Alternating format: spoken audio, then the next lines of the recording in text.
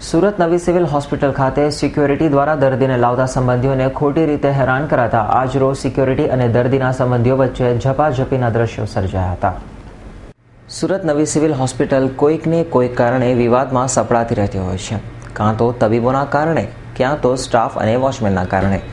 તો આજે સોમવારના દિવસે સુરત નવી સિવિલ હોસ્પિટલમાં દર્દીને લઈને આવેલ સંબંધીને સિક્યોરિટી ગાર્ડે ચેકિંગના નામે હેરાન કરી નાખતા તેઓએ વિરોધ કર્યો હતો અને તેથી ઉશ્કેરેલા સિક્યોરિટી ગાર્ડે દર્દીના પુરુષ સંબંધી ઉપર દંડો ઉગામતા તેની સાથેની મહિલાએ સિક્યોરિટી ગાર્ડનો કોલર પકડી લીધો હતો અને લોકો ભેગા થતા સિક્યોરિટી ગાર્ડ સાથે ઝપાઝપીના દ્રશ્યો સર્જાયા હતા.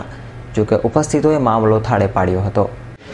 मेरी घरवाली एक लड़की का रिपोर्ट लेने गई, मैं गाड़ी वहाँ सामने रखी, उसने मेरे को हटाने का बोला तो मैं गाड़ी चालू करी, वॉचमैन ने, होमगार्ड ने, तो मैं गाड़ी हटा रहा था तो आके गाड़ी को डंडा मारा. तो मैं बोला भाई गाड़ी हटा रहा, गाड़ी को तो डंडा क्यों मारा?